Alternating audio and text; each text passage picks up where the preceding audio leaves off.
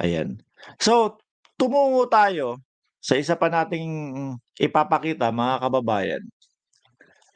Sandali, eto. Eto, hindi ko alam kung saan ko nakuha 'to. Karuktong pa din po ito ng main topic natin 'no, about sa mga vlogger na talagang naninira at sumisira sa ating, gobyerno. So, sabi dito po, di umano 'no, linagay yung general's opinion, andiyan 105 subscribers. Vloggers o vlogger na nagdadawit sa pangalan ng AFP, oh, at PNP chief sa issue ng destabilisasyon, tutugisin na ng PNP. Which is, yun po yung narinig natin sa kanila 'no, sa spokesperson ng PNP po mismo na gagawan ng legal action yung mga gumagawa. Ang hindi natin sigurado at hindi natin alam, kung si General Macañas nga ba yung tinutukoy 'no. Inatasan na ni Philippine National Police General o Chief General Benjamin Acorda Jr. ang kanilang anti-cybercrime group para tugisin ang vlogger na nagpapakilalang isang retiradong general ng sandahatahang lakas ng Pilipinas. Oh, kung iaanalisa po natin, mga kababayan, mukhang sa sinasabi dito, mukhang tugma kay General Macañas nga 'no.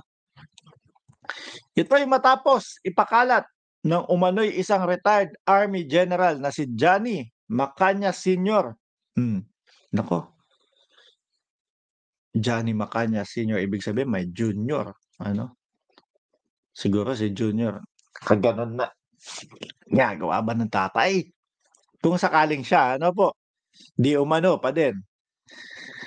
Kasi ang nakikita natin sa mga balita at lumalabas sa social media, siya ang tinutukoy 'no. Pero, muli pong sasabihin po natin dito na hindi po sigurado si Mark Ramos kung siya po mismo ang tinutukoy ano. Inaanalisa lang po natin yung mga nakikita nating balita. So ito'y matapos ipakalat ng umano'y isang retired Army General na si Johnny Macañas Sr. sa kanyang YouTube video na kinukumbinsi umano ng PNP chief at ni AFP Chief of Staff General Romeo Browner, yan si Pangulong Ferdinand Marcos Jr. na magbitiw umano sa puwesto. Wala pong gano'n. Wala pong katotohanan 'yun.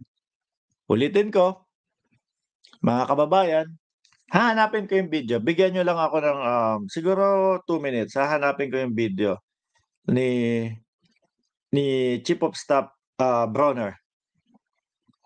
Chief of Staff Bronner para kumbaga talagang hindi tayo kagaya nung iba na, um, balita, sa susunod na ilalabas yung video. 'Di ba kagaya na lang nung pulburon. May video yan, eh. Saglit lang, patulong na tayo dun sa mga ano natin. Mismong sinabi ni Chief of Staff Bronner 'no, January 4. Eto na lang, ayan mismo. Ito ha, babasahin ko po sa inyo ha. Ayan mga kababayan. Hindi, ilalagay ko na dito sa ano, sa live natin. Ilalagay ko sa live natin para mismong makita. Hindi puwede yung tayo magba-vlog-vlog tapos ano, walang katotohanan. Sasabihin, sinabi lang naman ni Mark Ramos na ano, na sinabi yun ni Bronner, wala namang katotohanan yun. Hindi po tayo gano'n. Mas okey yung kumpleto detalye, 'di po ba? So, nasaan yun?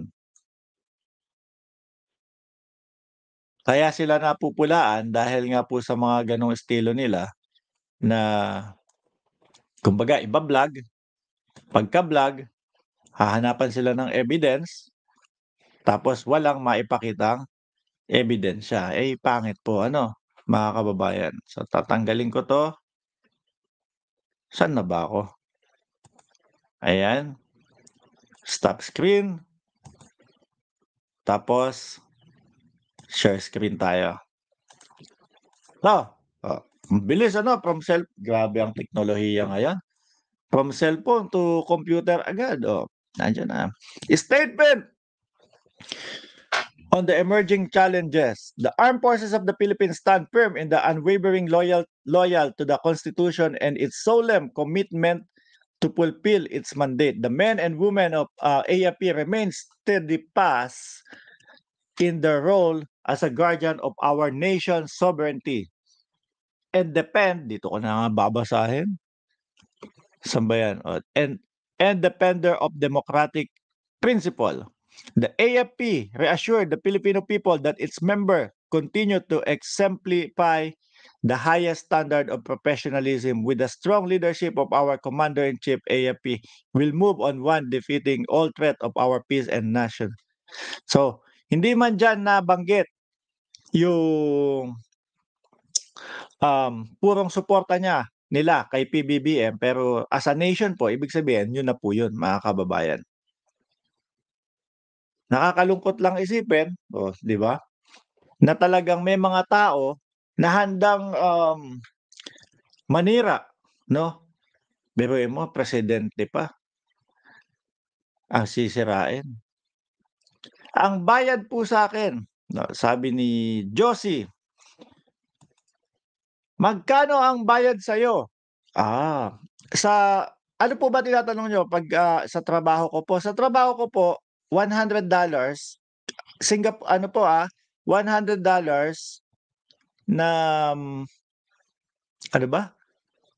Na euro, kumbaga convert to euro, $100 euro per hour po. Babayaran niyo po ba ako? 100 so kung may 8 hours kayo na po ang magkuwenta.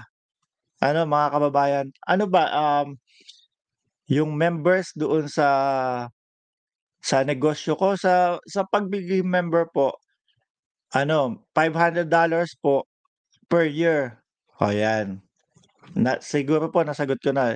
Eh, kung yung ibang mga negosyo pa po puwede pa pong ano, kumbaga hindi nga lang po detalyado, pero bayad ng presidente ba tinutukoy mo?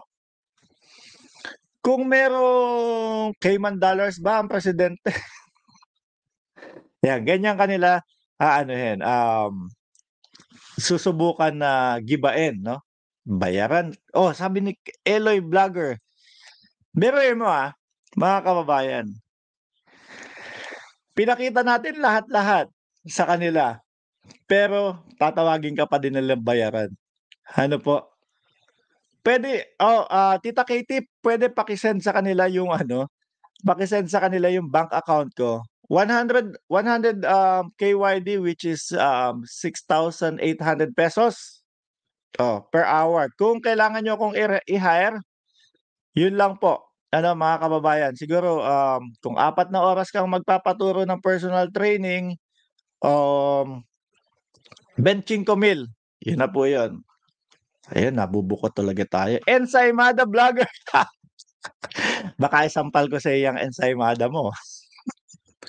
So yun nga po mga kababayan, diin 'no, yung pagpapakalat nila ng pekeng balita nila, dumadating sa punto na ipapahanap ng PNP, ipapahanap ng AFP para makulong. May karampatang parusa po 'yan. 'Wag po nating hayaan na kainin tayo ng pera, ano? Dahil, kumikita 'tong vlog ko, lumalakas 'tong vlog ko, 'no? Dahil nako-convert ko yung Uniteam pero ang totoo hindi, 'no? Akala nila nako-convert nila sa Uniteam pero hindi. Pero mga dilawan 'yan, mga pinklawan 'yan, 'no? Biruin niyo po, kung titingnan niyo po ang pulso ng taong bayan ngayon, 100% pa din po na naniniwala sa ating gobyerno. Sino yung mga nanonood sa kanila na sumasakay sa kanila, na sinasabi na maganda yung vlog nila? Yun po yung mga dati nilang kalaban na ngayon natutuwa sa kanila kasi, sinisira na nila ang gobyerno. Agoy, may lumusob na. May mga pasok pa po kayo, yang 430 viewers na yan, gawin nating 1,000 viewers. Kumbaga, yung pro-government diyan is siguro mga 350 or 400 tapos 21. Eh, lugi naman kakaunti yung mga anti-government to 21 lang. Magtawag pa po kayo, gawin nating 1,000. Okay lang po sa amin dito, pinapapasok namin yung mga anti-government dito. Huwag kayong matakot, Basta mga DDS vlogger, fake news at squammies, hindi naman po lahat. Ano na, sabi ni Katie, ano na, babayaran niyo ba si Boss Mark? Send ko sa email niyo, bank account. Okay, pwede. So ulitin ko po, kung magpapa-personal training kayo sa akin, 6,800 per hour po, no? Yun po yung bayad. So pag kinonvert po sa peso, eh talaga namang pag wala na silang masabi, sasabihan, bayaran ka. So, ayan, malinaw na malinaw mga kababayan. Cardia Pass. Hello po sa inyo, ma'am. Cordia Pass. So malinaw na malinaw po, magre-recap lang tayo, no? Magre-recap lang tayo. Ulitin natin para mas lalong masaktan etong mga umiiyak na mga sumugod dito. Ngayon Ayan. po ay wala pa tayong namomonitor na ganito, subalit patuloy po tayong nagbabantay, patuloy po tayong nagva-validate ng mga information in close coordination with our armed forces of the Philippines. Nirerespeto po natin ang pananaw ng ibang mga kababayan po natin, kasama na po dyan yung mga retiradong miyembro po ng Philippine National Uy, yung mga retirado daw. Respeto daw po kayo. Police at Armed Forces of the Philippines, kagaya ng ordinaryong mamamayan, sila ay may karapatang magsalita, subalit May karapatan kayong magsalita, subalit huwag fake news. ang pakiusap po natin, wag na po sana nilang idamay ang inyong pambansang pulisya. Huwag nyo na daw idamay yung pambansang pulisya. So sa ilalim niyang sinasabi ng spokesperson ng PNP, nasa ilalim naman po niyan, eto ulit, nasaan ba yun? Sa ilalim niyan, para eto daw po, parang eto yung pinost ng Radyo Pilipinas. To. Ayun daw, fake daw to, fake. Ayan, fake daw yan. Kanino bang thumbnail yan? Hanap, kayo na po ang bahala. Paano nyo hanapin yung thumbnail na yan? Ayan, i-type nyo lang po yung AFP-PNP General convincing PBBM to resign. Wala daw pong katotohanan yan. Tapos yung mga pinasugod dito, sasabi, bayaran. Tuloy natin yung sinasabi ni Madam. Tagal. To assure the public that the PNP remains a political, intact, solid, and professional. Mahal po ng inyong pambansang pulisya. Kung sino mang idol ninyo ang nagsabi, no? Na ang AFP at ang PNP General ay kinukumbinsi na si PBBM, 100% fake news po. Masakit po bang pakinggan? Fake news po. Ulitin ko, yung sinasabi dito, kung sino man ang gumawa nito, no? Ng thumbnail nito, Tita Katie, pwede mo ba turuan gumawa ng thumbnail itong mga to? Para hindi lang parang pag ganito-ganito na parang picture. Para gumanda yung thumbnail, Fake news po. Good news, AFP, PNP, generals convincing PBBM to resign. Fake news po, Aroy. Ang ating bayan, we will Ayan. wag na po sana nilang idamay ang inyong pambansang pulisya. We Tama. want to assure the public that the PNP remains a political, intact, solid, and professional. Mahal po ng inyong pambansang pulisya ang ating bayan. We will always uphold the Constitution and obey legal orders of the duly constituted authorities. If there is a violation of law, then your PNP will file appropriate charges against those spreading unverified and fake news. Ayan ha, mga kababayan, fake news po. Pinapabulaanan po mismo ng PNP, ng AFP, 'no, na sila po ay pinagre-resign po nila ang ating pangulo. So, muli po alam ko medyo masakit sa inyo na tanggapin, pero ang nagtataka lang po ako kung sakali nga na si General Macañas ang tinutukoy nila dito, mga kababayan, kasi mamaya ko palang titignan itong ano na 'to, itong channel na 'to kung sino ba talaga yung nag-ano. Kung sakali nga, nalulungkot ako kasi, dapat alam niya 'yan, eh. Dapat alam niya na bawal at masama yung gano'n. Kasi siyempre general ako, 'no? Umabot ka sa punto na 'yan. Kailangan kung magba-vlog ka man, wala pong masama sa pagba-vlog, wala pong masama kung pulitikal ang iyong, pinagsasasabi diyan. Ang importante lahat totoo, ang importante hindi yung panira lang, mga kababayan. Nalulungkot ako na umabot sa punto kung siya nga di umano, na umabot sa punto na kumbaga hindi niya alam yung mga ganitong, bagay.